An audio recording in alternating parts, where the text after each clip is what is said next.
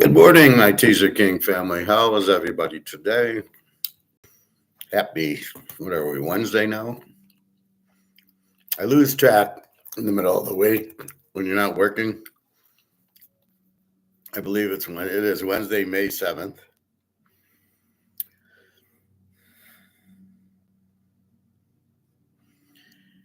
And we take a look at gold, and it is 33.83. It's holding steady.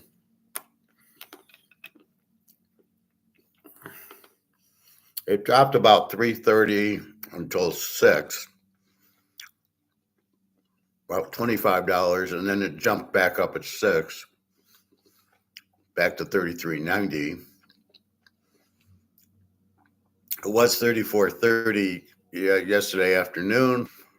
Got up to 33.95. The 10 o'clock hit, which we know only was $15, and now it's sitting about 33.83. Silver doing nothing, of course, 32.58.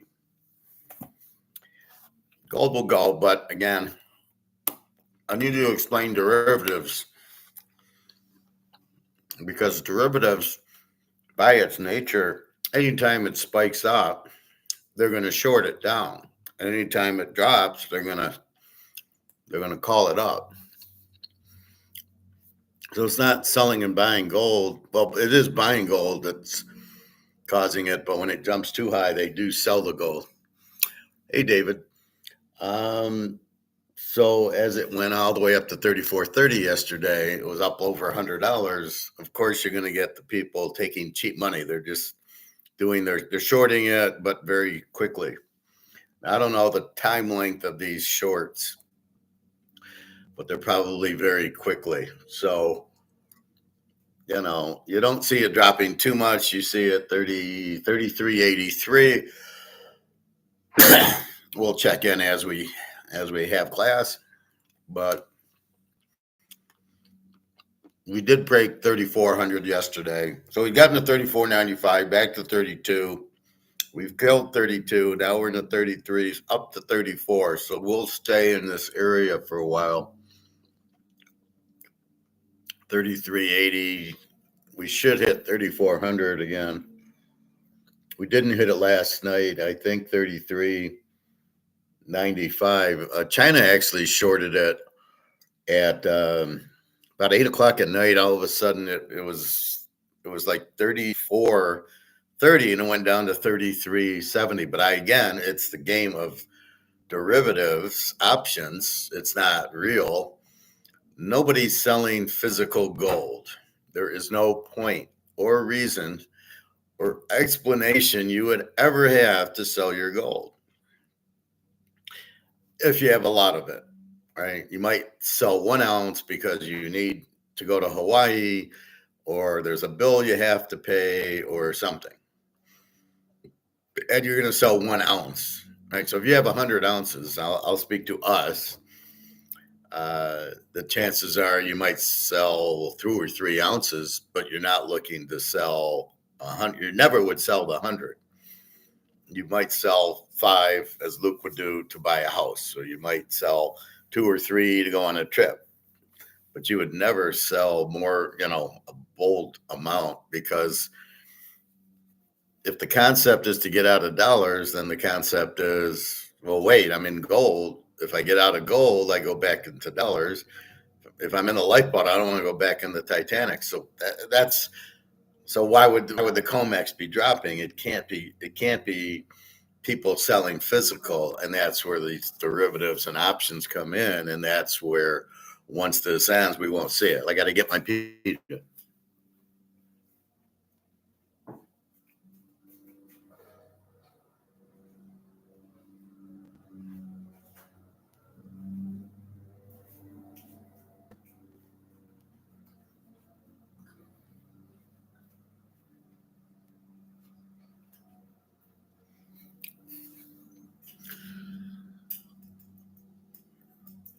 So if we understand what's going on, then we realize just to relax. So all the central banks are selling the dollar to buy gold, so that you understand what's happening with the dollar. right? Even if you don't, you see what they're doing. Their central banks, they need good money. They can't stay in the dollar because the role of the central bank is to keep all the other banks liquid.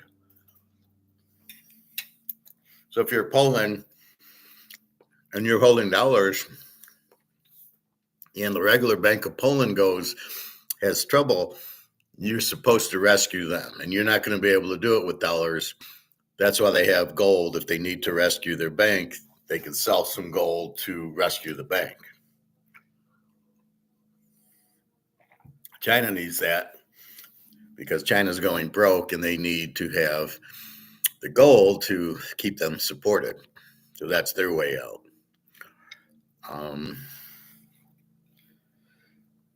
These tariffs are really fucking the economy up.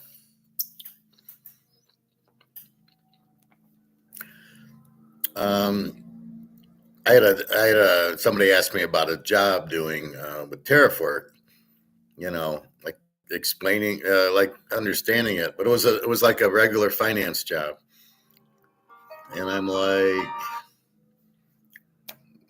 I already know it. It would take me all of 2-3 hours to explain it to somebody. What do I need an 8 to 5 for? I'll do it as a consultant, and you can pay me a couple $1,000s, and I will teach you about tariffs. But people are so confused. They don't pay the tariff. China would pay the tariff. So why do you think you're going to pay more? Why do you think you're going to pay for the tariff? In other words, I'm going to buy this pen and it's $3. And we tariff, and this comes from China, and they tariff China 100%. So now it's a $6 pen. Wow, that doesn't mean I'm going to pay $6 for it. No way. I'll give you $3. That's the market. You eat the $3. I'm not eating the tariff. You're eating the tariff. And if you say, well, where are you going to get the pen? Well, maybe Japan sells it, or Vietnam, or Korea, or maybe India, or maybe somebody else. See, I think what Trump's trying to do is protectionism, where all the jobs come back to the U.S. and then we buy it, and then that's how you avoid tariffs. And 33.85.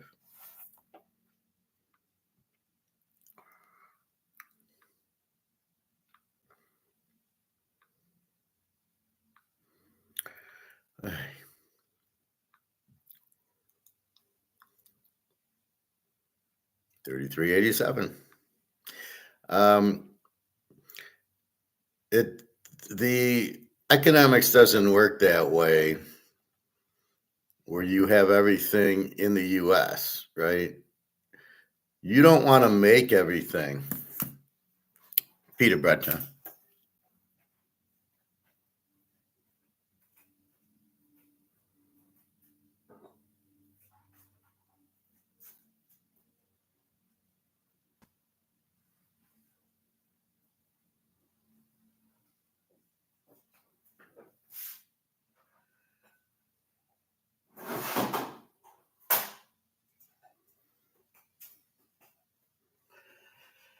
All right.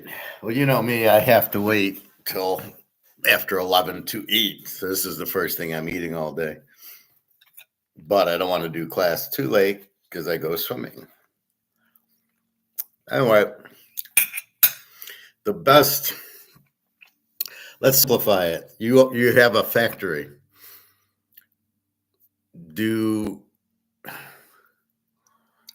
Is it best for the consumer if I'm the only one that makes t-shirts? Would it be best if I was the only one and everything was made at my company, or would it be best if there was competition and they made it better and they made it cheaper? Competition, of course, as we know, competition is the key. Well, that's what's happening with governments, countries. You don't want everything to be from the U.S. You want goods from other services, and the reason everything went to China is because of Ford, and it was based on labor. So you always want the competition.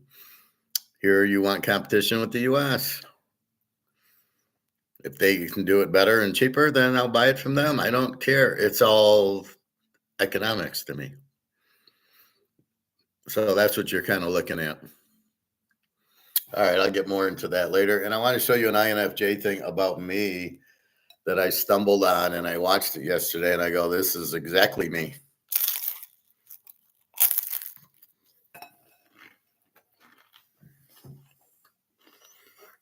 So we will go through that very, very well. All right. Let's go through NBA first. It's quick, painless. So if we look at the NBA yesterday,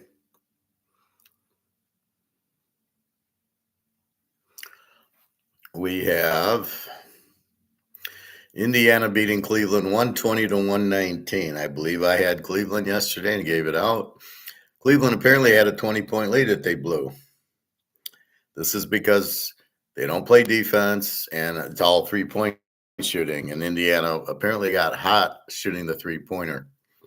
So was the play correct? Absolutely. The 1 seed at home, down 1-0, had to win. Now they're down 2-0.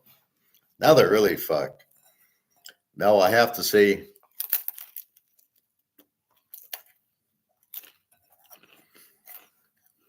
what the point spread is at Indiana. If they're a dog, this is a lock. We'll take Cleveland. This is what you live for. Game 1, Game 2, a little bit.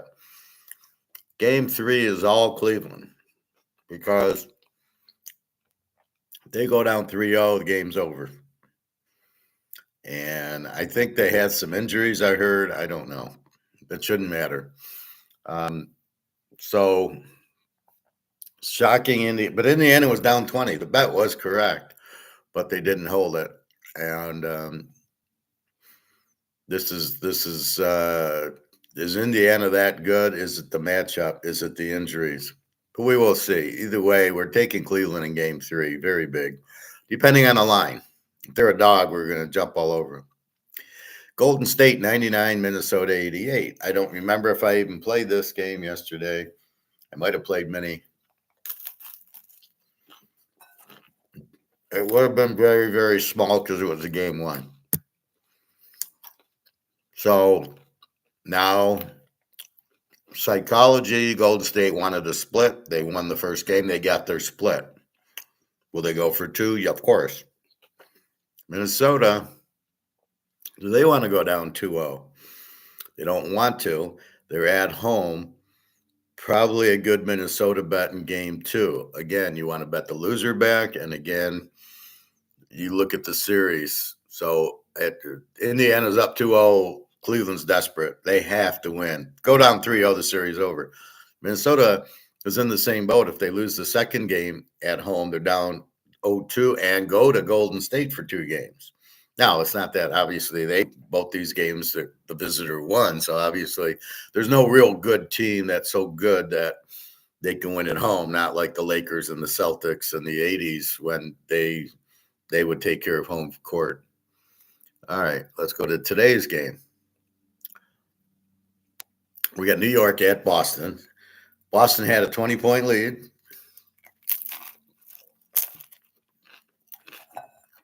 And blew it. In game 1, they are laying 10.5 here.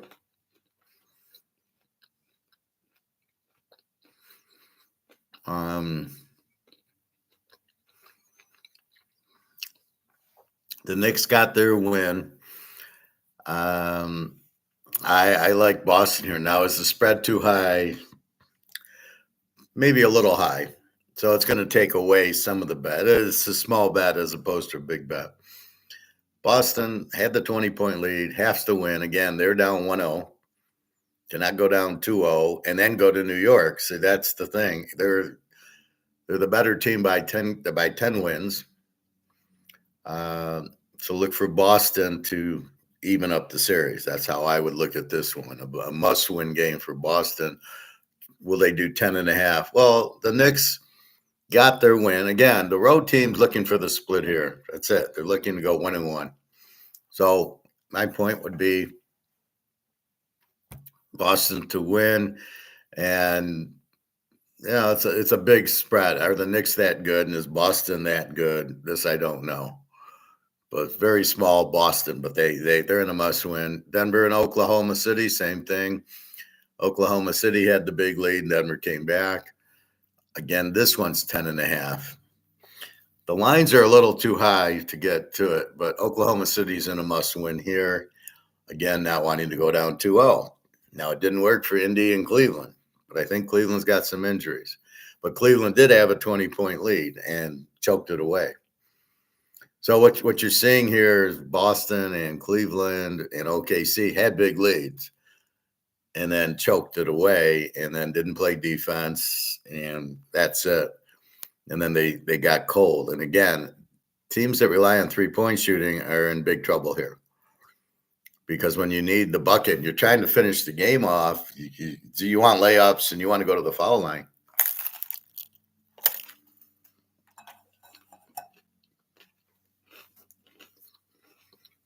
And this is where I find coaching to be horrible. All you need is a layup. All you need is a shot in the paint. All you need is to get fouled, go to the line. You have a 2-point lead or a 3-point lead late, and this idiot's taking a 3-point shot. And again, your odds on hitting a 3-point shot, especially late in the game, are probably 10%. And when you just need a basket, why do you want to shoot a 3-point shot? So my point here is this is where the coaching's bad. If a guy takes a 3-point shot and I'm the coach and all we need is 2, he's on the bench and he probably won't play again. So Denver at OKC. OKC, again, they're both down 1-0. They're both laying 10.5. You got to go with OKC laying the 10.5. Again, it's what is it, Jokic or whoever their center is from Europe. It's not Luca Brasi. He's on LA. It's this other guy. I think it's Jokic something. And is it a matchup problem? I saw Oklahoma's center I never heard of before, Hartstein or something.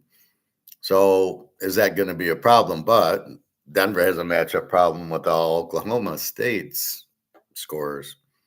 So pure psychology, I got to go with the home teams laying the 10.5, but very small. This is not, I'm going to get excited. This is very small bets because it is a large number and both teams won on the road.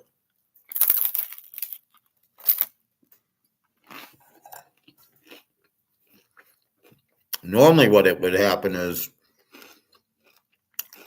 Boston and OKC would have won by 40 game 1 and then lose game 2. It's a little different. Is Boston and OKC really that good? OKC won 68 games. Are they really that good? A team that wins 68 games doesn't lose the first game in a second round playoff. But we'll give them another chance. A team that wins 68 games should never lose this game. If they lose this game, we got to do some thinking, like Cleveland. Are they all that? And then they lose game 2 to Indianapolis. So you got to go with the home teams to tie the series up. Because if they go down 2-0 and then go to New York and Denver, they're really screwed. So take the home teams to tie the series up. Very small, though. I heard there was a trade in football yesterday.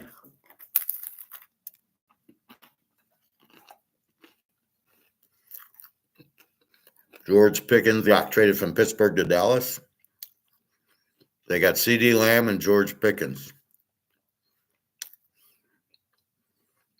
How often is George Pickens getting the ball?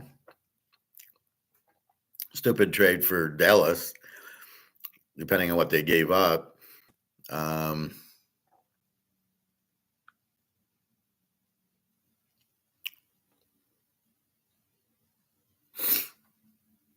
Let's take a look at yesterday's baseball.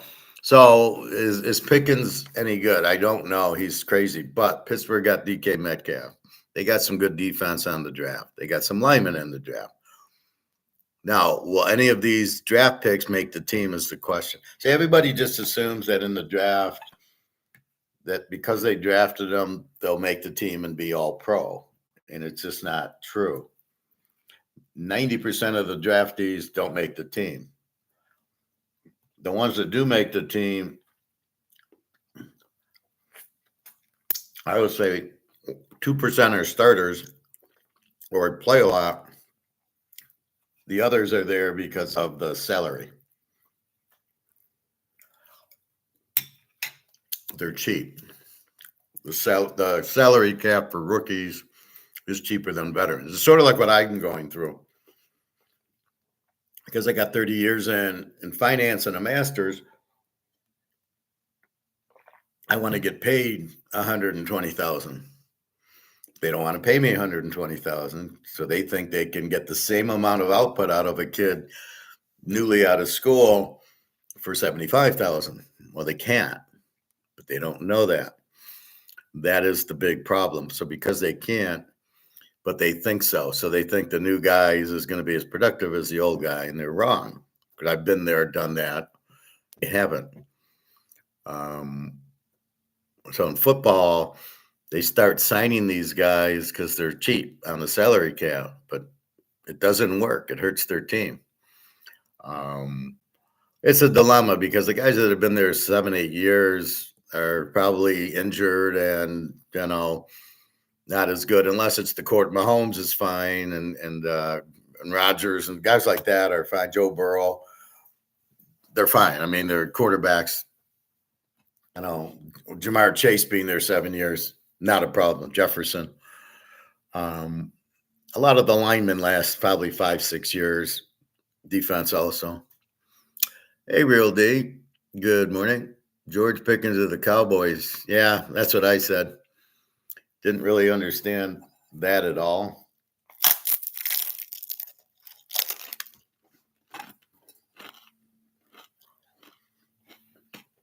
So how's everything with you, Real D? How's the family? Gold's up. You should be happy with that. So, I think Dallas still has Trey Lance. Like, he sucks. Brock Purdy beat him out. That's enough said. But anyway, that's what happens with the older experience. You want more money because you're more valuable. Businesses don't see that because they're run by idiots. Like I said, I had, if I could help somebody on tariffs and see and explain it to them, and I go, that's not an hourly function. That's you want me to come in as as a counselor, as an advisor. That's an advisor role. This is what a tariff is, and this is how it's going to fuck up your company, not an analyst coming in and doing tariff work.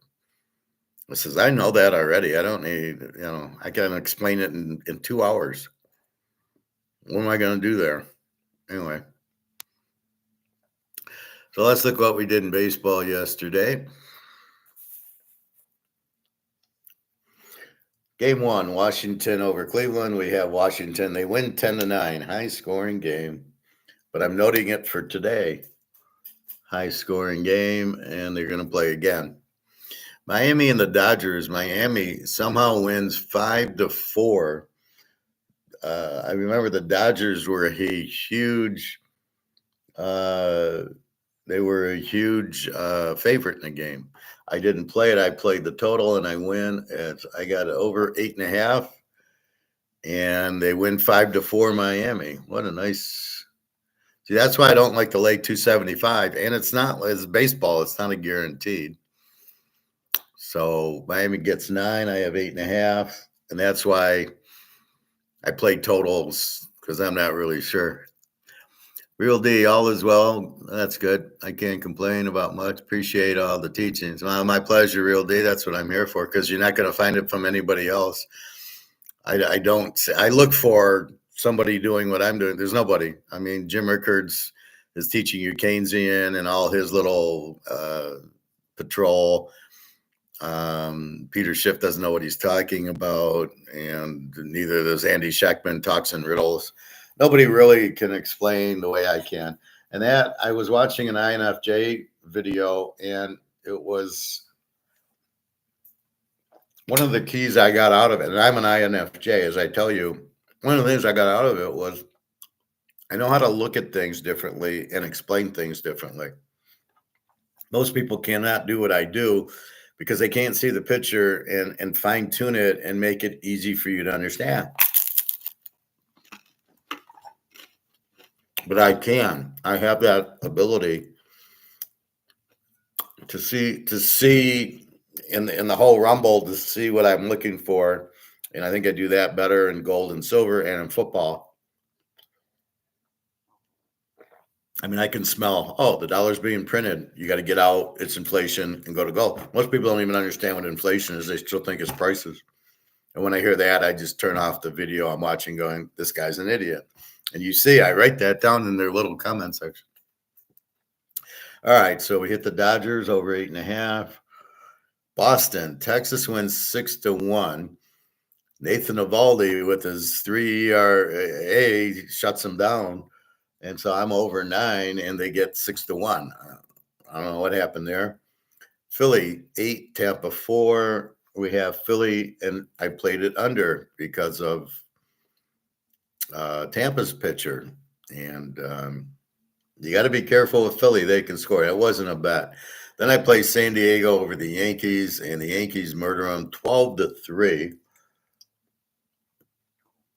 I don't know what the pitcher was for the Yankees yesterday, but I thought San Diego would score. And then the Yankees haven't been scoring against a good pitcher, finally do that. Cleveland 9, Washington 1. So in the nightcap, I have Washington over 9.5, and they get 10.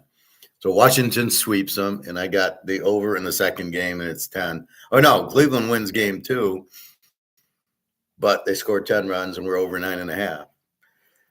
Atlanta 2, Cincinnati 1. I played Cincinnati under 8.5. That was a good winner. So it looks like Chris Sale had a good game. He's getting better. Verlander wins. But for some reason, oh, yeah, because Ray was pitching for Chicago with his 1 ERA and Verlander with his 3 ERA. That's really like a 2. And the Niners win 14-5 in 11 innings. Jesus Christ. I got Frisco under because of Verlander, because I really wanted to play Verlander, but when the Cubs ace is on the mound, I can't do that. I got to go under. How the hell do you get a 14-5 game with that in 11 innings? So it's tied at 5-5 after 9. Minnesota 9, Baltimore 1. I have Minnesota. Milwaukee 4, Houston 3. I got Milwaukee under 8. I'm hot. KC 4, the White Sox 3. I have KC. My lock yesterday was Pitt with Paul Skeens. Because St. Louis had a good pitcher, I went under, as I did with Verlander. And this time it works. The Cardinals win 2-1. I got Pitt under 7.5, 3 units. And that's how you should play it, because Skeens loses. Pitt, this is the second time Pitt with Skeens. Skeens is 3-4 at the 2.77 ERA. You don't hit him, but he's not getting support, which means they're an under team, especially when Skeens pitches. So we played under 7.5, 2-1. Beautiful. The Tigers were postponed because of rain in Colorado, so that's a no play. Cal 8, Toronto 3. We have Cal. That's a winner. The Mets, we got over 9. They lose 5-1. Zach Gallen gets the win. 4.37 ERA, and the Mets get 1 run with 7 hitters. And that's the problem. Even though they have a lot of hitters, they didn't get a lot of runs. I don't know how many hits they got. So Arizona, who's a good hitting team, also 5-1. You would have expected the Mets to score, not necessarily to win, but to score. And then we've got Seattle beating Oakland 5-3. We went over 10, as Oakland can hit. So of our plays, we hit LA over 8.5. We lose Boston over 9. We lose San Diego. We lose Verlander under 8.5. We do hit Pitt under 7. So we go boom, boom. We go 2 and 4 or 2 and 3. 1, 2, 3, 4, 5. Detroit didn't play. So we have 2 winners and 3 losers on our bets. My apologies for the loss, but all I can do is learn. And it's basically, I lost with Verlander and Ray, which should have been 2-1 like the Pittsburgh game. Well, if you understand that, you have to play the bet the same way. This isn't poker where people are watching me and I got to mix my bet up. Right? Nobody's watching my bet. Nobody cares about my bet. This is strictly, you've got to play your play like Mahomes. Mahomes is a dog. I'm going to play it. We played it at Buffalo and we lost. I'm still going to play it. You have to. You have to play Joe Burrow as an over because he's going to give you 30 points a game. Except for the Philly game, he got you 17. But normally, so it's an automatic play. All right, San Diego, you play under. Kansas, Denver, you play under.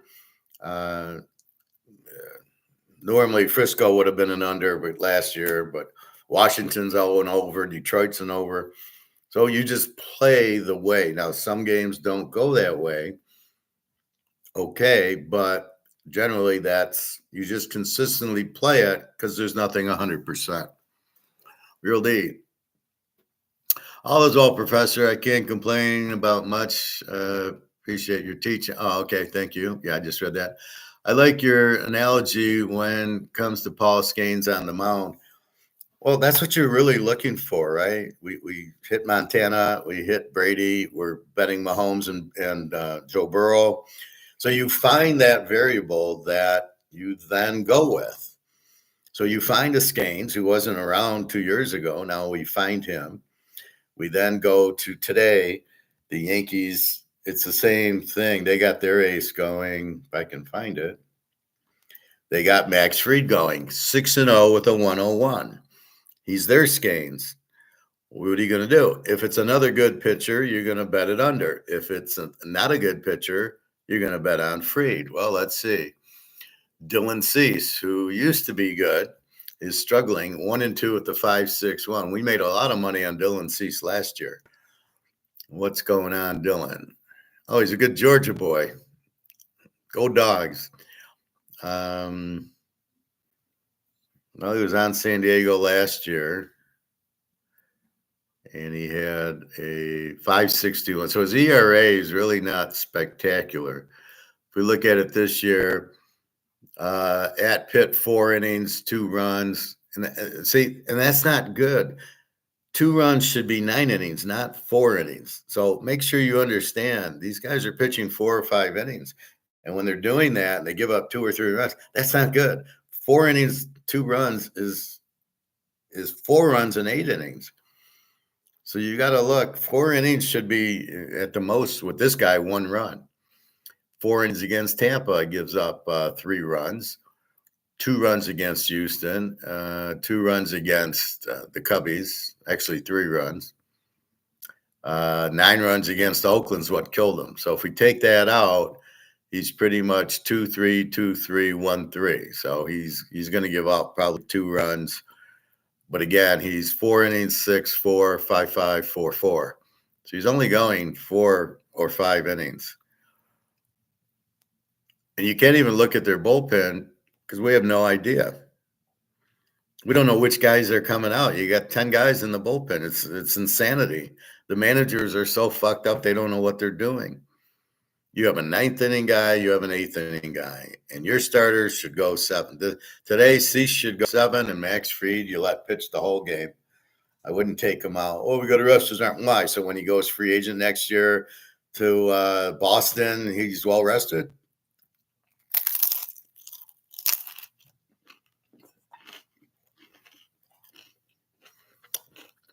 A perfect example is Roger Clemens. He pitched 200, 250 innings a year. has over 300 wins. He pitched on probably 4 days rest. He was fine. He played, 20 years almost, right? Boston, Toronto, the Yankees. So don't tell me about throwing his arm out. Maybe they all should do steroids, and then they can all pitch 20 years and go pitch 150 pitches in a game. Look at Verlander. He's still going. His rookie year is 2006. He's 20 years. Believe me, on the Tigers, he pitched 200 innings, 200 pitches a game, and probably 4 days rest or 3 days rest, and he pitched a lot. So explain to me why they can't go on the regular every fourth day and 200 pitches. I mean, I'm giving you examples of pitchers that did it with no problem. Jack Morris of the Tigers. Look at Chris Sale's going. This Max Fried, he's 6'7". He was at Atlanta, I believe. So here against Dylan Cease, I'm going to take Max Fried. You're laying 185. I can't trust Cease to go under. Yankees can light it up, and they got, again, Judge hitting over 400 and Goldschmidt hitting 370. I didn't understand why they weren't hitting, but I think their other hitters are starting to hit. Obviously, they scored 12 or 13 runs last night. So here's our first lock is the Yanks with Max Fried. You got the ace going. We'll go 2 units. You got the ace going. Dylan Cease is very good, and he could throw a no-hitter, no problem, but hasn't been pitching that well. 5.61 ERA. So I'm going to take Fried for the win. So that's an example. And why are you resting? Why is he not going 8 innings and then you come out with your closer? What is your thought? Oh, you can't go through the lineup 3 times? Really? Well, Verlander had no problem. Clemens had no problem. Jack Morris, he pitched 10 innings in a World Series game. I don't know what the hell you're talking about. Nolan Ryan, Gibson, Koufax, they all went through the lineup 3 times and struck them all out 3 times. That World Series game, St. Louis and Detroit, 68. I think Bob Gibson struck out 17 Tigers. I think he went through the lineup more than 3 times and didn't seem to have a problem. So I don't know what they're talking about. The problem with analytics is they're general. Oh, a pitcher can only go 100. Which pitcher? Well, not any pitcher, but in general, the average. Yeah, but I don't have the average on my team. I have a all-star on my team. And he should go every 5 days and only 100 pitches. And you can't go through the lineup 3 times because, it's harder. It's so stupid. I mean, a monkey should be running these teams because that's what it sounds like. All right. Fucking Cleveland, Washington just kicked off. Boy, are you kidding me? Middle of the first. It's 12 o'clock. Jeez. Okay. Coming up, Houston, Milwaukee. So I would have taken Washington over. Let's do that. Washington over. I don't even know who the pitcher is. Well, let's look at this, and then we'll make our pick.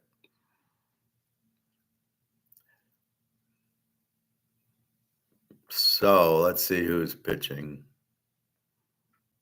L. Allen, a 4.02 ERA for Cleveland. Washington, M. Soroka, a 6 ERA. Yeah, we're going to go over, and the total over is 9. So we're going to go Washington over 9. All right. Back to the drawing board. Houston, Milwaukee. Houston minus 135, 7.5. Framber Valdez, 1-4 at the 4.39. Quinn Priester, 1-0 at the 5.79. I got to go over here. Now explain to me, Batman, why is the total 7.5? Houston has 6 hitters. Milwaukee has 7. 2 good hitting teams, 2 shitty pitchers, 4.39, 5.79, and a total of 7.5. Are they nuts? All right, this is our second lock. We'll go Houston over 7.5. We got to go 3 units on this. So we got 2 units on Max Fried and the Yankees. Now 3 units on Houston over 7.5. Two shitty pitchers, and both teams are hitting pretty well. I don't understand this why this isn't 9. And this is what I do best. I see it, and then we're going to take advantage of it. All right. Pittsburgh, St. Louis. So Pittsburgh lost with Scanes. Now they got Mitch Keller, 1-3 with the 4.38 against Sonny Gray, who used to be on Oakland, 3-1 with the 4.12. And again, my total is 7.5. Now, granted, it's skewed because Scanes, it was a 2-1 game because Scanes was pitching. So St. Louis is not going to get a lot of hits, but against Mitch Keller with the 4.38 ERA, they're going to get more hits. And I would assume Pittsburgh can hit Sonny Gray. So again, I'm going over Pitt over 7.5, and I'm going to play this for 2 units. It doesn't make sense. Now, St. Louis and Pitt. St. Louis has 5 hitters. Pitt has 3. Pitt's not a big hitting team, but McClendon's starting to hit better. Or McCutcheon, I'm sorry. His average is up. But I don't think Sonny Gray's going to shut him down. And I think St. Louis will hit Pitt pretty good. So again, 7.5. I noticed a lot of games where the totals are 7. I don't know what I saw yesterday: 4-3, 5-2. The Tigers, every game they play is a 7. Just about. So we'll go over pitching's in the 4s. The hitting's okay, but the total's too low. Now, unless there's some weather, I don't know. I'm not going to check the weather, but the 49ers and the Cubs. The 49ers won yesterday, beating their ace, Colin Ray, with Verlander. He killed them.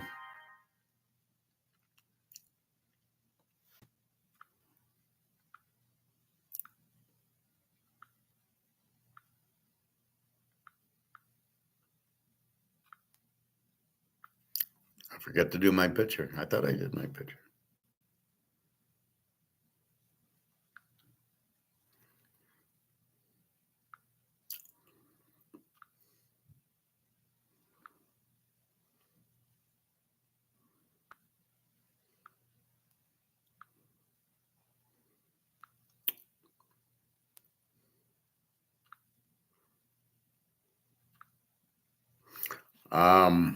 Anyway, so we got the Cubs are a big 160 and again a 7. The runs are really low here. Robbie Ray 4-0 with the 305 against Ben Brown, 3-2 with the 488. The Cubbies hit the ball pretty well. 7 hitters. The 49ers with 3 hitters. Now keep in mind, nobody's hitting Verlander when he's on. And the Cubs didn't, but they don't get Verlander. They got Robbie Ray. Used to pitch on Detroit and he sucked. 3.05 ERAs, 4-0, not too bad. Do I take the 49ers? No, but I'm going to go over 7 again. Just taking advantage of these low runs, and then the pitching's now got 4.88 and a 3.05. What is that? Then how do you get a 7 out of that? I mean, that's just ridiculous. So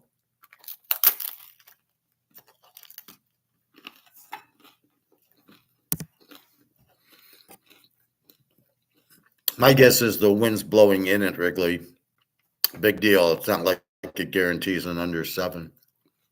If you hit the ball hard on line, the wind doesn't matter.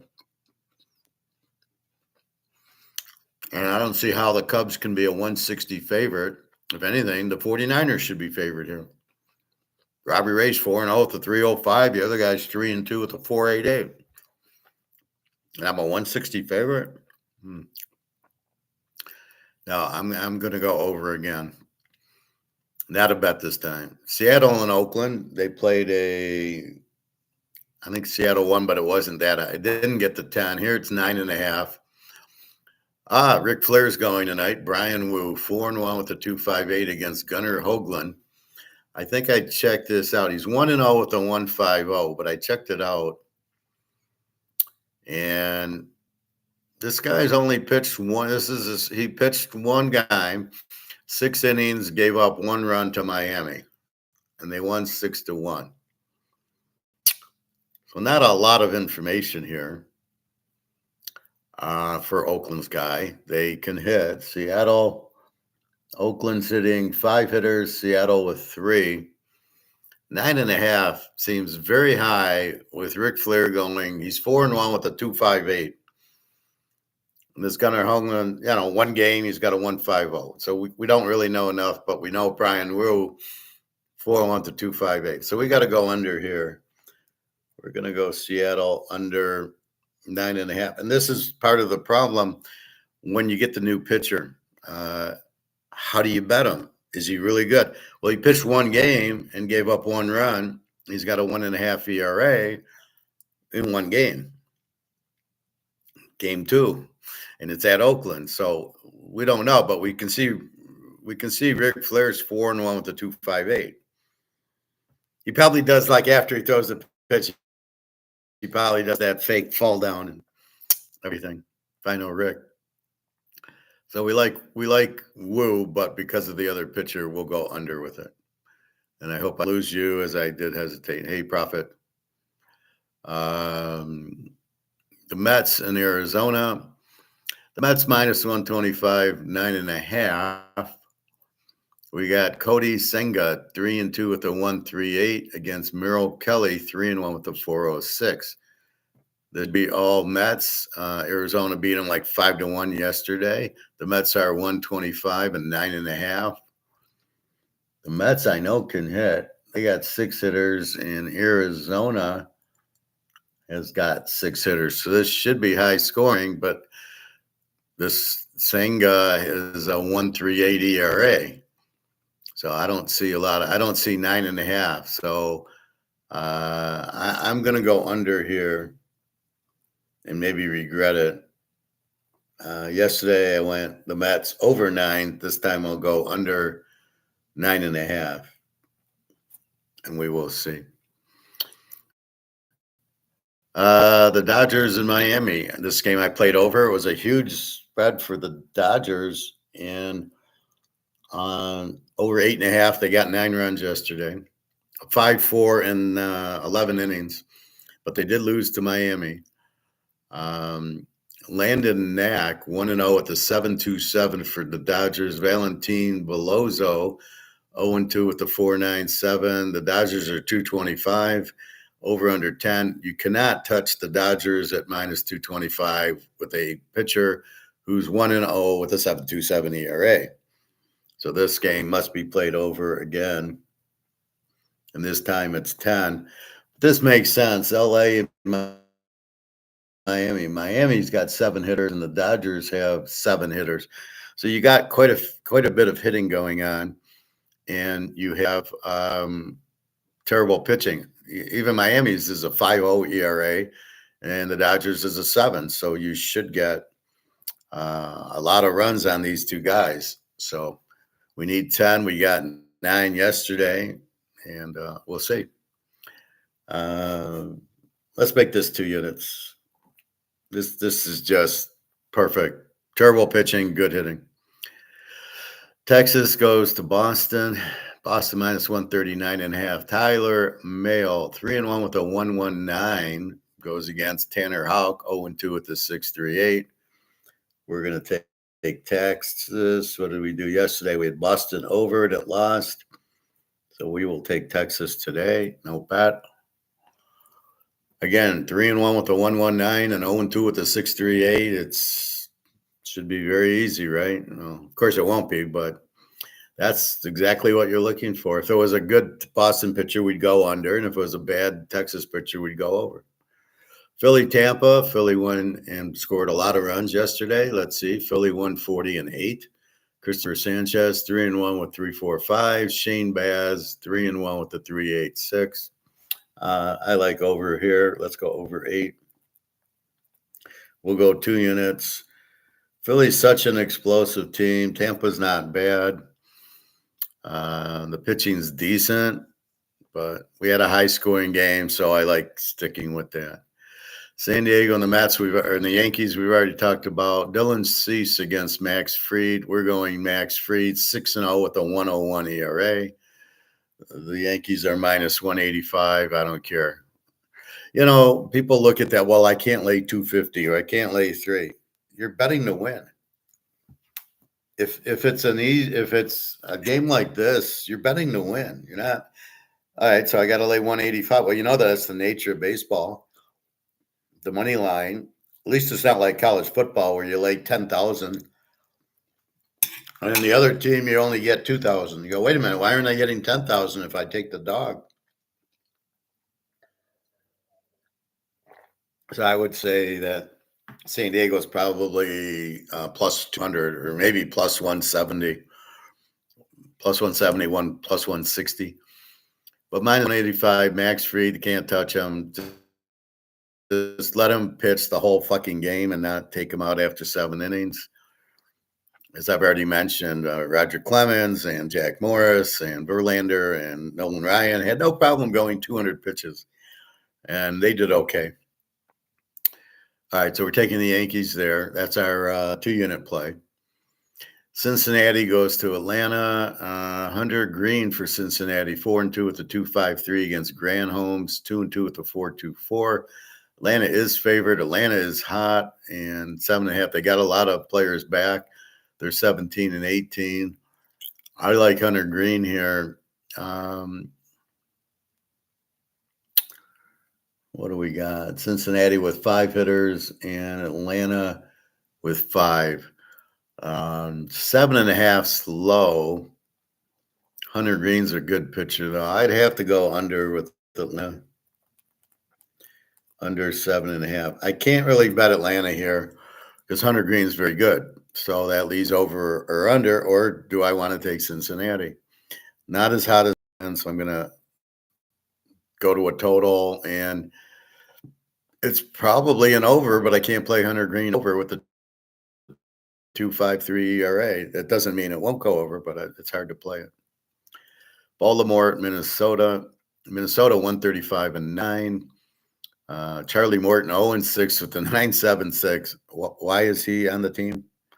At what point do you realize this guy can't pitch and you send him down to the minors? Wasn't he on the Dodgers, this Charlie Morton? Isn't he an old guy? Simon Woods Richardson 2-2 with the 4.03. Now, you would think it'd be high scoring. Minnesota with 5 hitters and Baltimore only 2. So Baltimore can't hit. They have a terrible pitcher. So we got to go Minnesota here. I can't count on Baltimore to get me runs. Minnesota against Charlie Morton is going to light him up. I mean, because he's 0-6 with the 9.7. It's not like he's 0-1 and had a bad outing. He's 0-6 with the 9.76. So Minnesota should pound him. Let's go 2 units on this. These are the games I don't play and they win. And I'm like, well, why did I not choose this game to bet? I know I'm hesitating a little, but I think I'm okay. The White Sox in Kansas City, KC minus 225, 8.5. They beat them yesterday like 5-4 or something. Jonathan Cannon, 2-3 with the 4.26, goes against Michael Wacha, 1-4 with the 3.52. Michael Wacha doesn't win much. Decent pitcher. White Sox are terrible. KC, 3 hitters. The White Sox, 2 hitters. White Sox with no bullpen. Kansas City, pretty good team at home. You're laying 225. Yeah, what do you do here? Waka, they might get some runs on. KC should hit. I don't want to lay 225 with KC. It's different with Max Fried or Scanes or Verlander to lay 225, not with Michael Waka, 1-4 with the 3.52. So I'm not really interested in laying 225 with him. So the only real play here is over, and I don't like it at all. but I'm giving picks, so I will give you that one, but I would advise not to play it. Detroit, Colorado. Detroit 170-10. Jackson Joe 2-0 with a 3.38 goes against Chase Stolander 2-3 with a 6.48. Should be a ton of runs here. Job isn't that good. Dolander with a 6.48. Detroit should eat him up. Detroit should win. Do I like Detroit to win? But I don't like the pitcher, or do I like over 10? So we're going to go over 10. We'll go 2 units on that, just because it's in the softball city in Colorado. Detroit's hitting the ball. They should hit this guy, 6.48 ERA. But keep in mind, Colorado hits a lot more at home than they do. So if you're looking at Colorado, right, you really need to keep 2 stats. So they got 3 hitters. Most of the game's been on the road. But then you got to say at home, what's the batting average? I know it's much higher because a pop up to left field's a home run in Colorado where it's nothing in Yankee Stadium. So look for Colorado to score more runs, especially after this Jacob Joe guy, Dolander, I don't know, 2-3 at 6.48. So go over with Detroit. Detroit's been hitting the ball. And Toronto and California. California has some terrible pitching. Toronto 125-9. Jose Berrios 1-1 with a 3.98 against UC Kikuchi 0-4 with a 4.21. Do we have any hitting? Toronto 5 hitters. California with 2 hitters. Berrios, Kikuchi. Yeah, we'll go Toronto because I've seen the Angels hit, and it's not a pretty sight.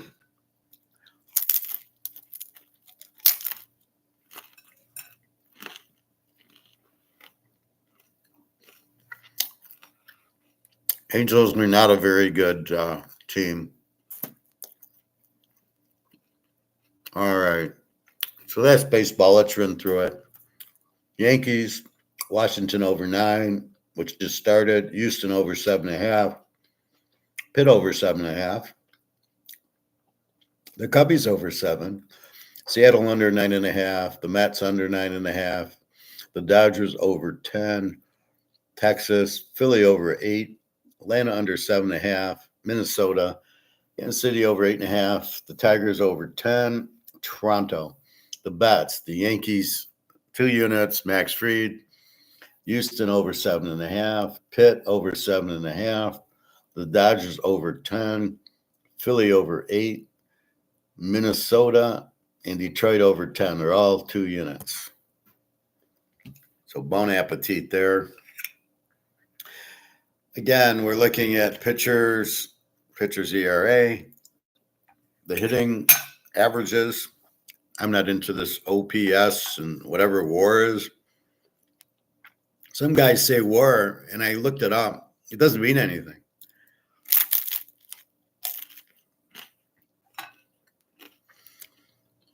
They created something. When you look up what the definition is, you can't get one. Wins above replacement. What the fuck does that mean? How can I bet it?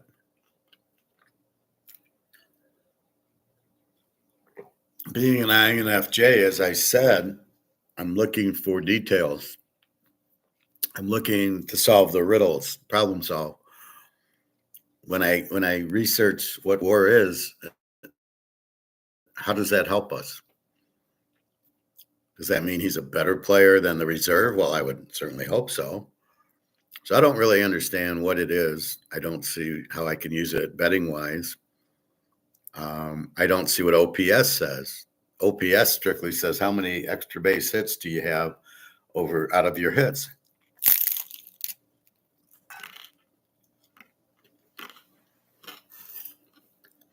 My concern is the guy hitting the ball. What's his batting average? 300? His OPS might be 700, and everybody thinks that's good. Is it good?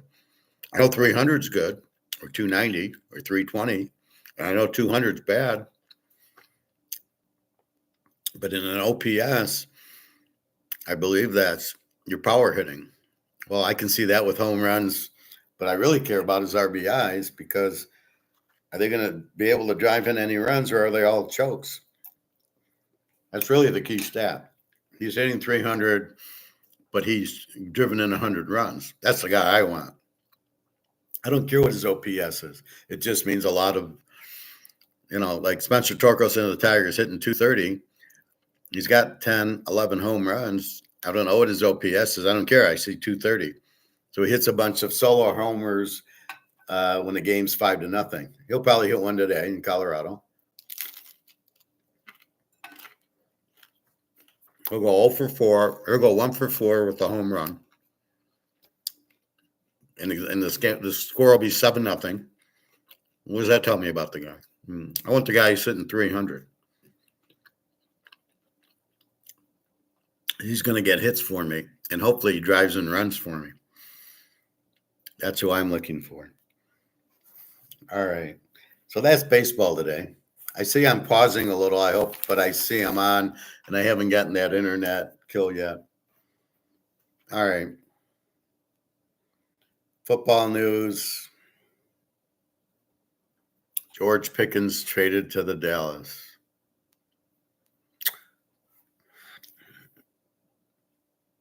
George trade Mercurial wideouts to the Cowboys.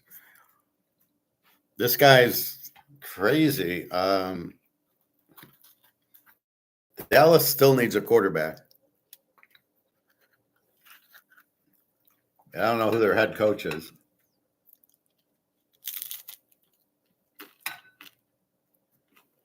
So, with that said, we know Pickens is kind of crazy. Now, Pickens got Metcalf, so they're fine. They do need some more receivers, but the Steelers back in the 90s had Antoine Randall Ill and the quarterback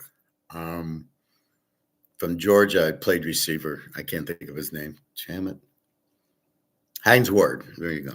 See, when I not think of it, I get it.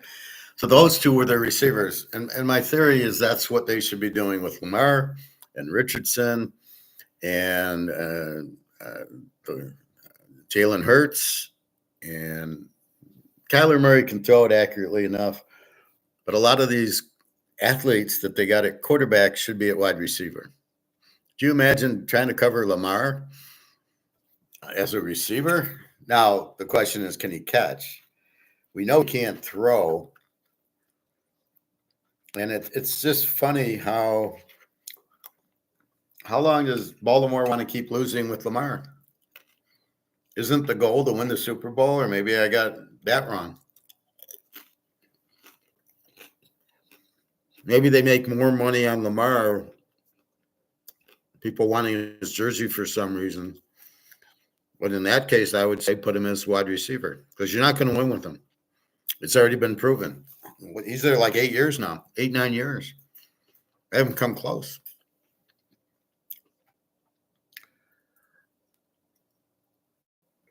They can't beat Mahomes, and last year they lost to Josh Allen.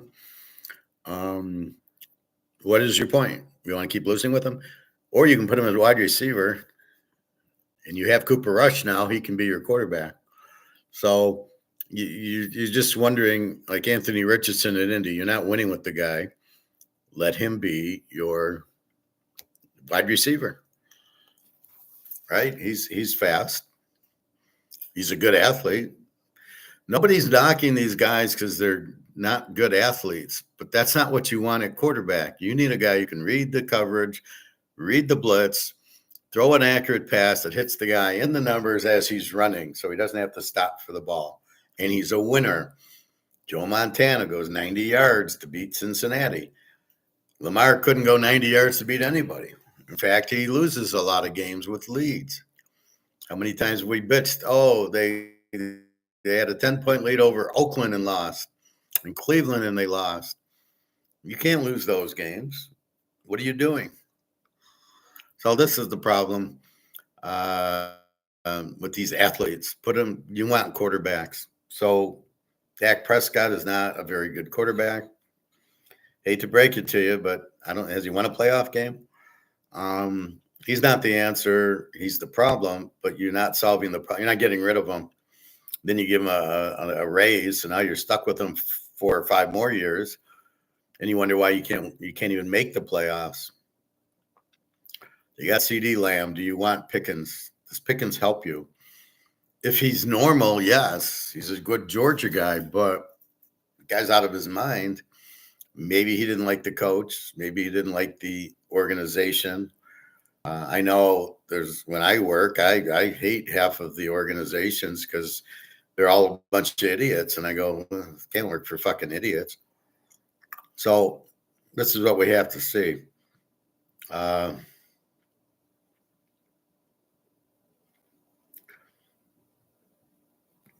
If they get Aaron Rodgers, they have DK Metcalf. They should be fine. They've added a lot of defense.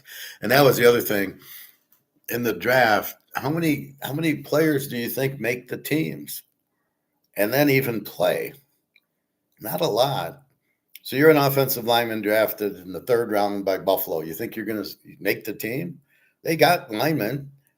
And maybe there's one guy who's been hurt. Okay, let's take him out. Look at the Niners. They have that guy, Trent Williams from Oklahoma, All-American. He's a Pro Bowler every year. He's hurt. Well, he played last year. So you're going to draft a tackle. He ain't giving up his spot. I mean, these guys aren't going to just roll over. Oh, you're a rookie. I'm going to let you take my spot because they get paid millions of dollars to play. They're not going to give it up. So that's the other thing people don't realize about the draft. Maybe 2 or 3 guys make the team, and on the shitty teams, that's why the Lions got a lot of good players because they were shit, and then anybody could have made it. And now they're like, they don't know that this GM doesn't know what to do now. He could cherry pick the running back and a wide receiver from Alabama in the 1st round, but he couldn't come up with anybody in the 2nd, 3rd, or 4th rounds. And now he can't draft because, well, wait, he's got the runner, he's got the receiver. He's too stupid to even draft defensive linemen. The kid he drafts from Ohio State is terrible. I watched the film. He didn't make any tackles. The guy who made all the tackles on Ohio State was their safety or was a linebacker. But you didn't draft that guy. I don't see they're getting away from watching the games to watching this little practice thing and watching him in shorts going, wow, this guy can run 4.3. I don't care how fast he can run. Does he know where to run and how to avoid the blocks and how to tackle? This is football. This isn't track and field, and they don't get it. I mean, this is a big problem. These GMs are just a bunch of fucking idiots with analytics. Well, he runs a 4.3. Big fucking deal. Can he catch the ball? Can he? The Lions used to have a guy, Earl McCullough, in the 60s. Guy couldn't catch the ball, but he could run fast. Look at the 1970 game against Dallas, the 5-0 game. The guy's wide open for a touchdown to win the game, and he drops the ball. And that's my point with these guys. Are they football players? Are they good tacklers? Are they good receivers? Can the quarterback read the defense? But they're not looking at those variables, which is why there's so many bad teams and so many bad GMs, and the coaches getting fired 7, 8 every year because the GMs can't give them players. And then when you do play a Philadelphia or a Kansas City where they actually know what they're doing, they get killed because they are lost. And the Lions, forget about it. They got lucky that they got the balanced offense for Jared Goff. Jared Goff is not a good quarterback. They overpaid for him. They gave him like $50 million for 4 years. The Lions aren't going to do shit for 4 years. That's ridiculous. He's not good. If he's that good, do you think whatchamacallit on the Rams, the offensive guru, who I can't think, I can see, go blank, you'll think of it, let him go for nothing? Basically, they wanted Stafford because he couldn't quarterback. Sean McVay. See, if I go blank, I think of it. If I try to think of, if I picture him, but I can't think of him. So Sean McVay, why would he let Goff go if he was really good? And why would he take him for Stafford, who's like in his late 30s, right? Never did anything. Yet he brings in Stafford, they win a Super Bowl. Goff in his Super Bowl got 3 points, and it wasn't because of Goff they got to the Super Bowl. It was because of the running back, Todd Gurley. Todd Gurley in the defense got you there, Aaron Donald. And then Gurley gets hurt and nothing. 3 points. Couldn't figure out Belichick's defense. Really, that hard.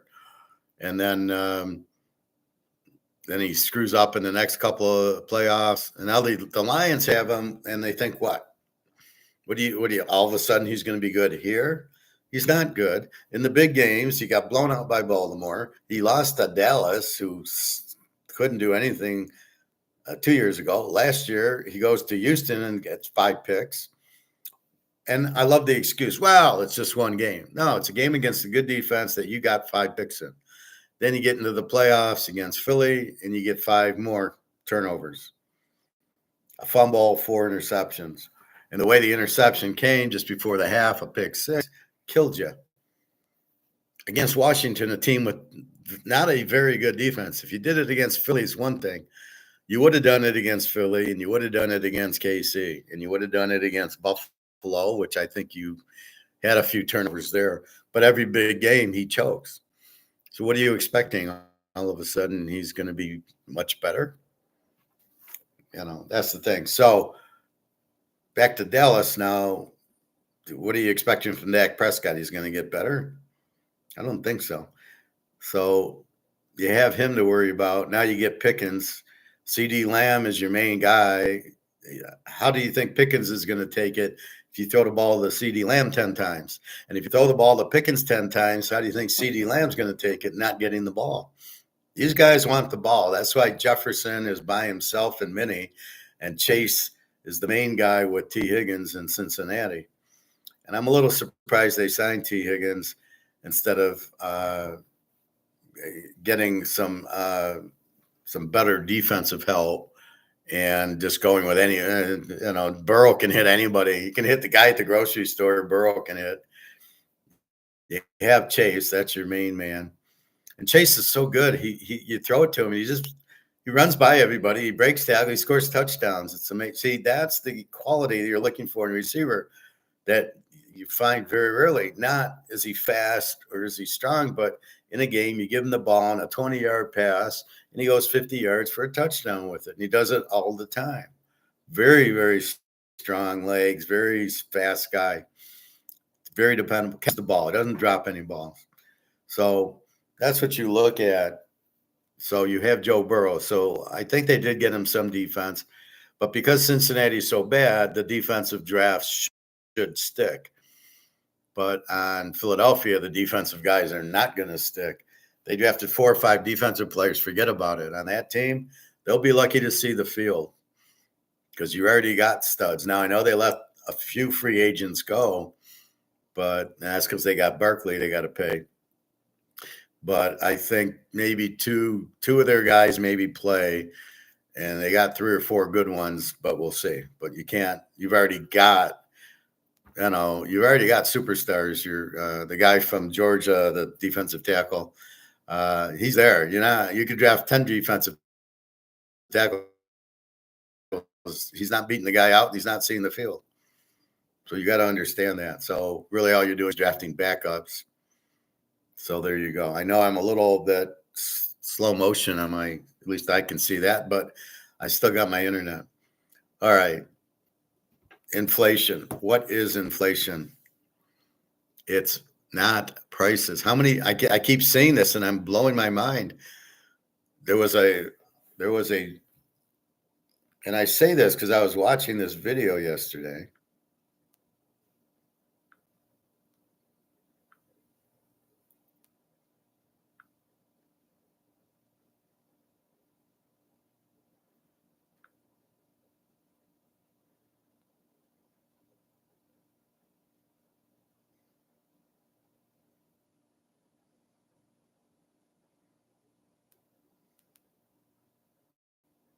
So I'm watching this video. What is inflation? So let's watch 2 minutes of this. Bundling our home and auto insurance. Prices of things go, hey there. Have you ever noticed how prices keep going up? For example, back in the year 2000, a burger price was around $2.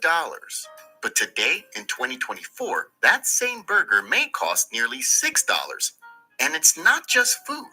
Back in 2000, a movie ticket was around $5. Now, you could be paying more than $10 for watching a movie in the same theater. So, what's going on? Why do prices keep increasing? Why don't they just stay the same? Are sellers raising prices together on purpose? Actually, there's one big reason for this: inflation. You've probably heard this word before, but do you really know what it means? Why does inflation happen? And is it always a bad thing? In this video, we're going to break down what inflation is and how it works. Section 1. What is inflation? Inflation is actually pretty simple. It's when the prices of things go up over time, which also makes the value of money go down. That's why things like Class, is that right? No, it isn't, is it? It's printing the money, making the money worth less, which then creates some prices to go up. In his hamburger example, it went up because the dollar's not worth anything, not because they're raising prices. They're trying to capture the same amount because the dollar's worth less. They need to charge more to get the same value out of the dollar. So to get their $5 out of the dollar, they need to charge $10. So $10 at McDonald's will get you the burger that it was $5 10 years earlier.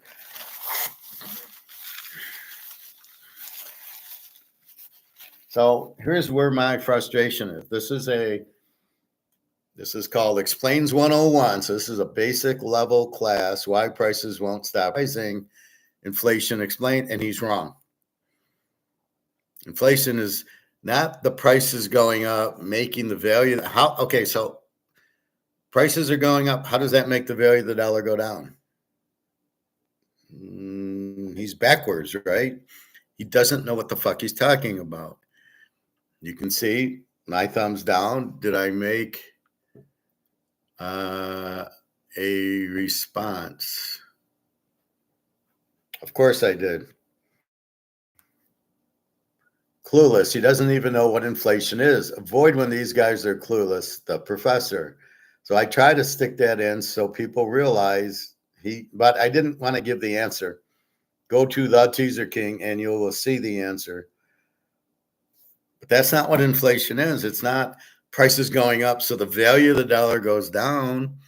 The value of the dollar goes down because they're printing it, which then makes more dollars needed to buy the same hamburger, not necessarily prices going up. It's the dollar's worth less, so you need more dollars to buy it.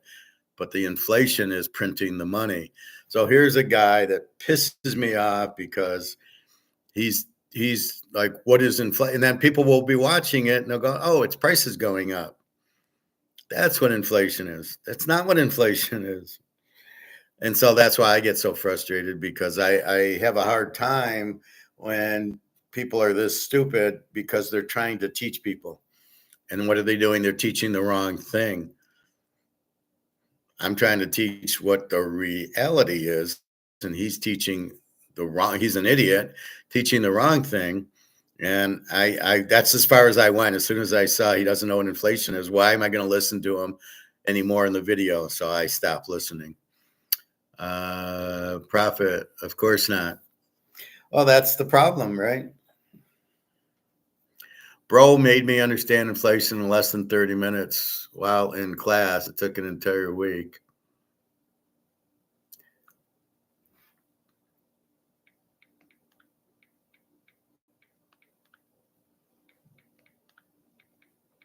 So this guy,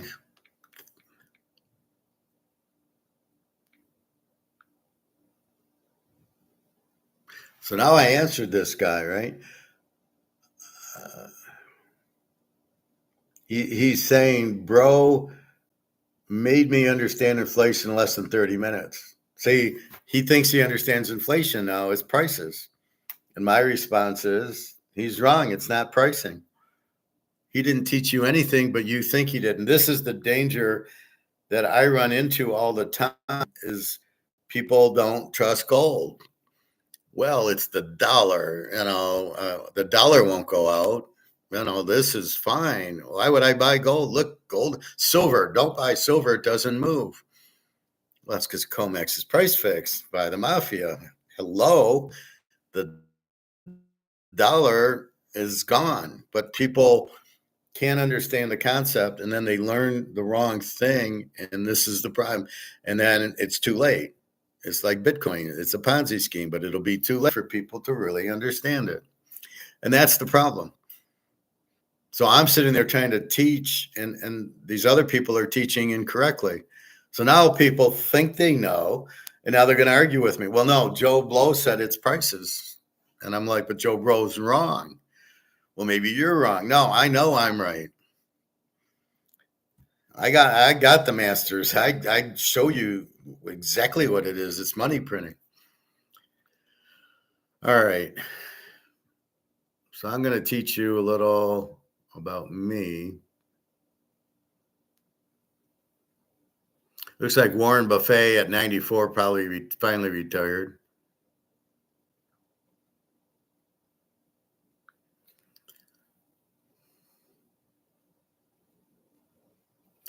So I'm not going to play this whole thing. This is me. If you get a chance, are you an intuitive introvert? Know the difference?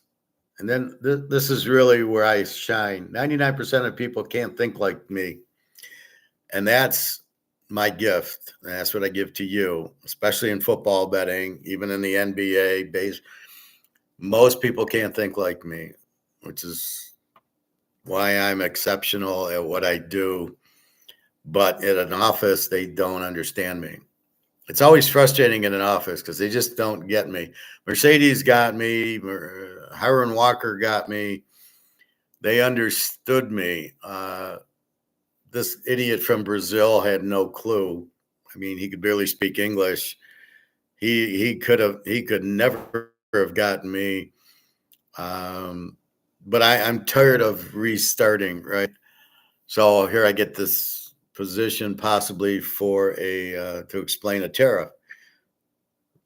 You're not going to understand the way I explain it anyway, right? It's a tax. The seller pays it. That's it. What is there to understand? How it's going to affect the tire company? It's not going to affect it at all, unless you're stupid and pay for it. In other words, if this is $50 and then we give a tariff on Canada and say it's 10%, so now their cost goes to $55. Why should I pay it? I'm going to give you $50 for it. I don't give a shit about your tariff. I'll buy an American grade. Now you have to compete with non-tariff, with Maker's Mark and not Doers, but well, a lot of them are different countries. Like Scotch whiskey is just whiskey from Scotland, and Crown Royal and Canadian Club just from Canada. It's all the same. It's all whiskey. But there's Johnny Walker, Black Label, Red Label, Blue Label, and Maker's Mark, and the Kentucky bourbons and stuff like that. You're now competing with that, and you have this if they tariff whiskey, which I don't know. See, well, wait a minute. Whiskey's made all over the world, so it is made in the United States. So what do you want, Trump? You want it to come back to the U.S., but look at certain products that are in the U.S. and they're getting competed with other, here with whiskey, Canadian Club versus the Black Label. Well, compete. What are you going to do? Tariff Canadian Club because you want Black Label to be the only whiskey? Well, they can't. They got to compete. That's what you want in a free market, is competition, and that's the problem. You're not getting that by doing tariffs. You're killing the competition, and we all know what happens when you kill the competition. We get fucked because the monopoly will not lower prices and make better goods, because that's what competition does. It lowers the price and increases the quality. And if you don't have competition, you have no incentive to do that. Well, why should we? We can charge more and people got to buy it because it's American. But the people that should pay the tariff are not the consumers or the tire company, right? If he wants to get tires from Mexico or wherever, he shouldn't pay anymore. If he's smart, he'd say, sorry, that's your tariff, not mine. I'm not paying for your tariff. You pay for your tariff. Too bad. Profit. Seriously, Professor, you're the only guy I watch online that makes any sense. Thank you, Prophet, and I understand that. And the only other guy that I see that I would listen a little bit to is Mark McGuire sometimes, and Egon. That's it. There's nobody else I would listen. I listen to Thomas Sowell. He's pretty good. This Carl Jung is more, and Stoics are different. We're learning personality things from them. But I know what you're talking about, Prophet, because that's why I watch the others to see, and I bring it in here and I say, watch this, watch Egon, watch Mark McGuire. And then I see Reichert and Rule and all these other idiots, Schiff and Andy Scheckman. They are clueless. They don't understand anything. They're just salesmen. Well, think about it. Schiff and Scheckman and Reichert are all salesmen, and even Rule he works for the ETF. So they're trying to sell it. So they only have a salesman's mind. They don't have any. That's why you must have an economist, and that's why I don't understand Trump bringing in this guy as his Treasury Secretary from Soros, this Scott Bidwell or whatever his name is, and he is not an economist. He says, I'm not an economist. I'm a history of economics. No, you can't be a history of economics. You have to be an economist to understand the history of economics. It's like understanding the history of football. You got to understand football to be a historian of football or baseball or whatever. All right, I'm going to show you a little bit of this. And this will really enlighten you about me. It enlightened me about me. I was watching it. And it's like it says, 99% of people can't think like me. And that is so true. And it even says I'm 5 steps ahead and everything I bring out.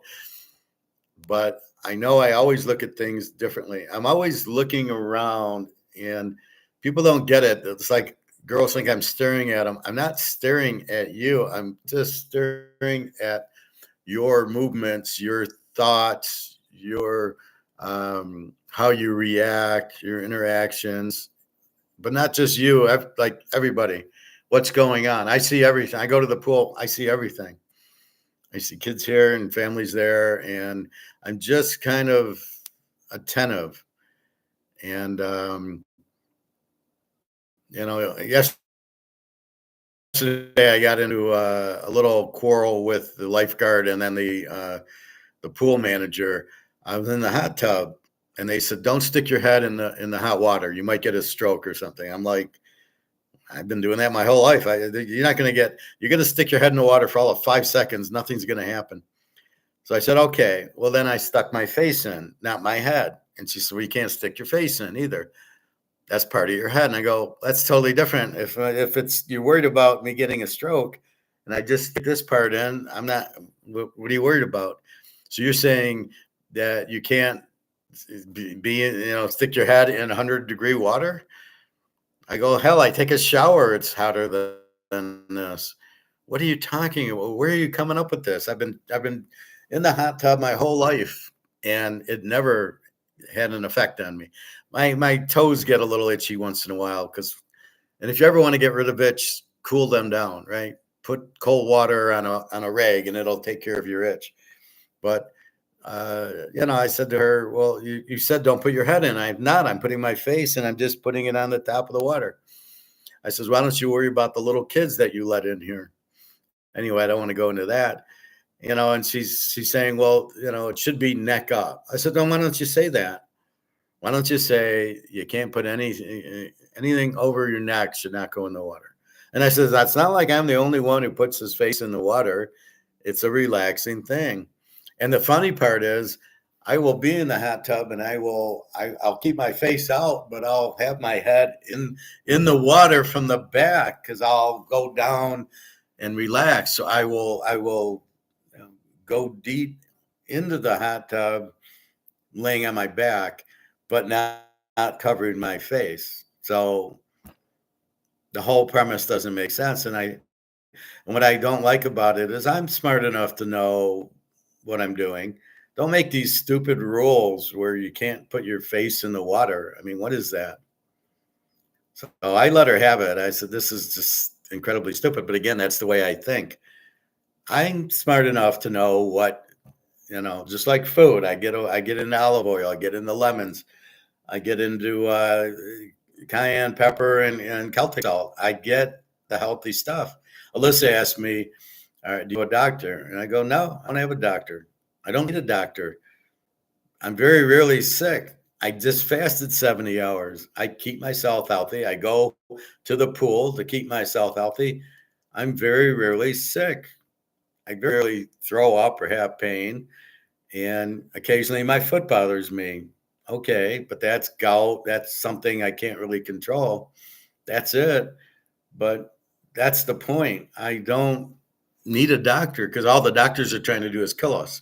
They'll give us drugs that are bad for us, that'll hurt your kidneys and your liver and all those bad drugs from Mexico and Canada that come in that are poison. So I don't even want to go to a doctor, and I certainly don't want to take any prescriptions. I'm better off with Celtic salt and cayenne pepper. Thank you very much. The natural stuff.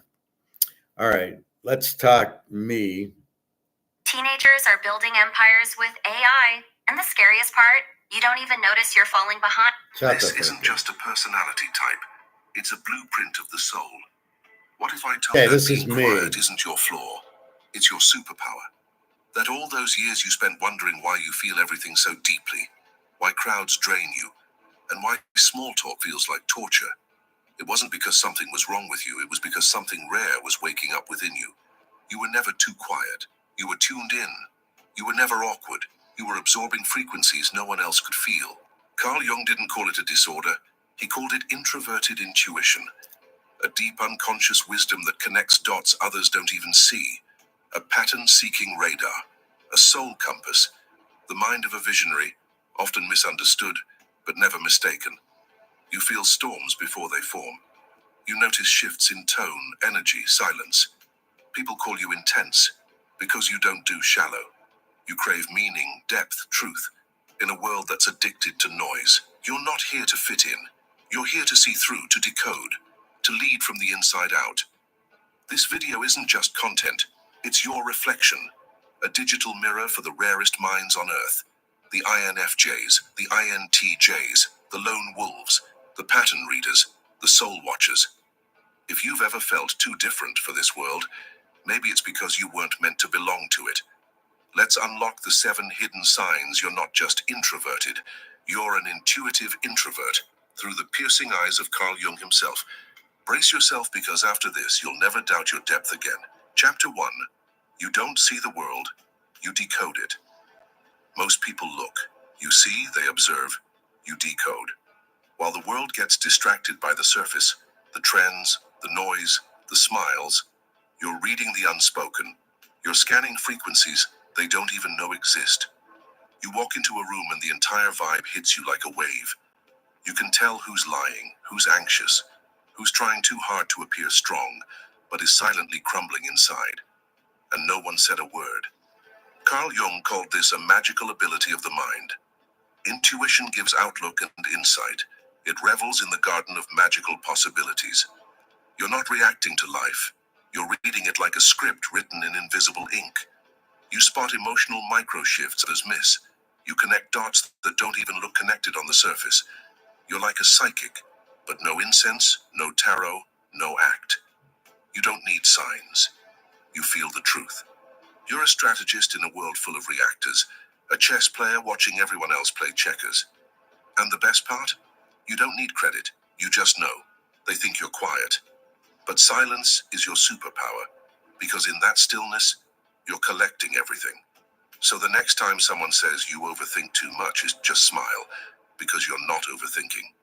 You're seeing the unseen. Chapter 2. Solitude feeds you more than social validation. Let's get something clear once and for all. You're not antisocial. You're not too quiet. And no, you're definitely not boring. You are selectively social. And that's a form of emotional intelligence the world still doesn't fully understand. You don't chase crowds, you crave connection, not the fake kind, not the forced smiles and surface small talk. You want depth. And if it's not there, you'd rather be alone, unapologetically. Carl Jung once said, "The introvert is turned toward the inner world, concerned with the inner psychic processes." And for someone like you, that inner world, it's not a place of loneliness. It's a palace, a creative lab, a sanctuary where ideas are born, visions are built, and the future is mapped out. You don't isolate, you incubate. While others lose themselves in loud rooms, you find yourself in silence. You know how to sit with your own thoughts, to walk through your own mind like a sacred forest. You're not afraid of silence. You trust it, because you've learned that in solitude, you meet the only person who will never leave you, yourself. And that's the difference between you and the rest. They need approval. You need alignment.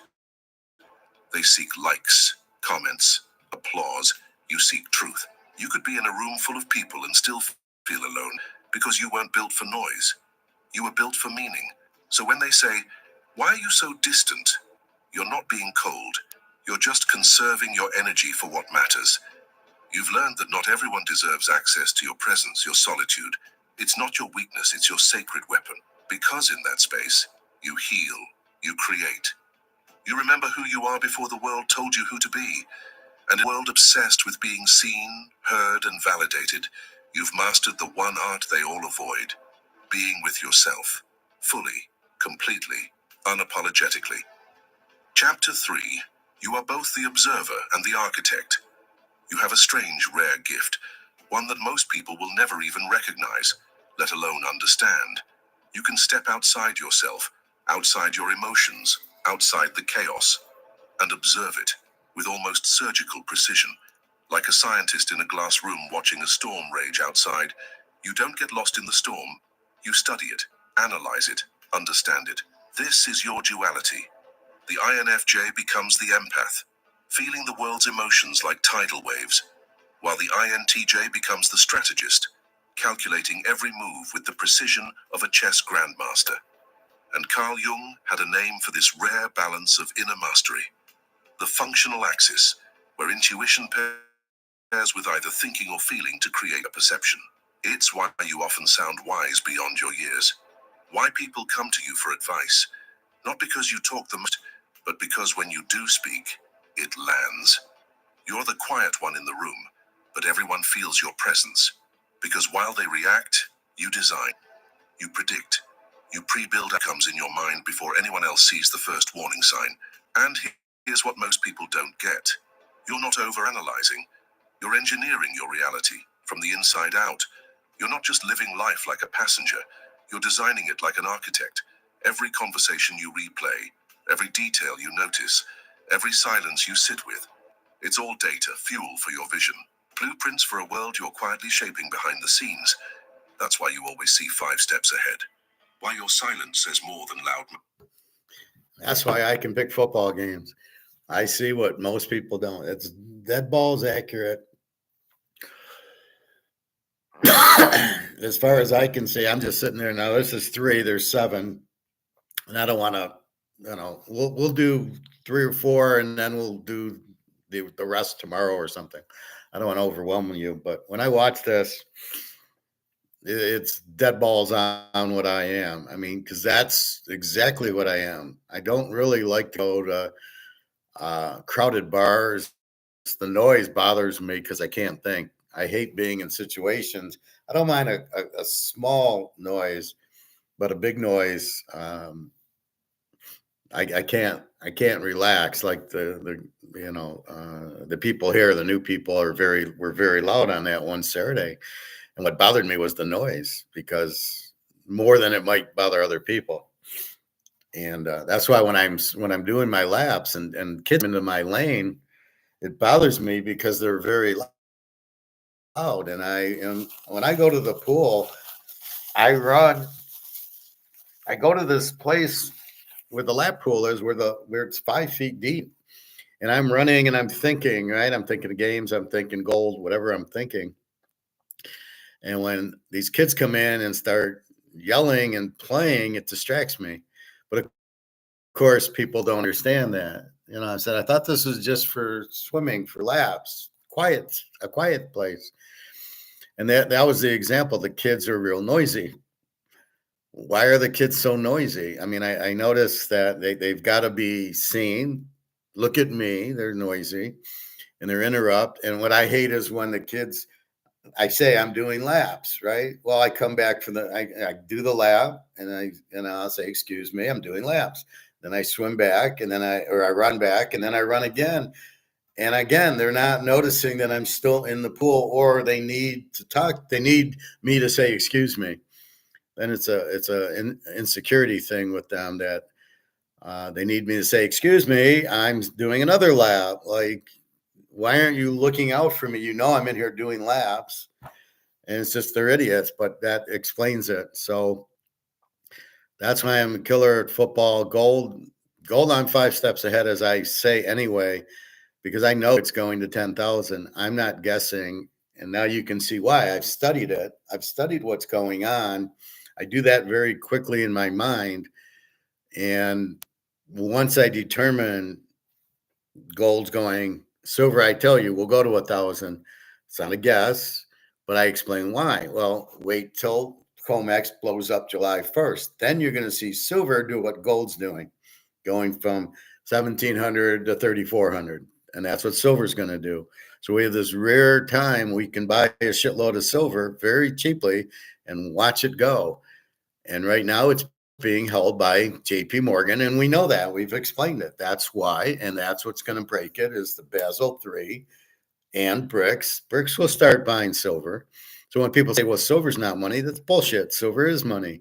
And silver will do, again, the key thing is this is worthless. So you've got two lifeboats, gold and silver, but gold's getting so expensive, it's going to be hard to keep buying 10 ounces of silver at 10 ounces of gold at $5,000 an ounce. You're going to say, you know what, I can buy two, and then I can buy a shitload of silver. And eventually we'll get rid of JP Morgan and we'll get to a free market, as I've shown you with my cards, which are put away, what's going on. And so I've already analyzed what's happening. I was very quick to figure out a price fixing. I'm very quick to figure out why gold jumped, and I'm very quick to figure out why silver jumped.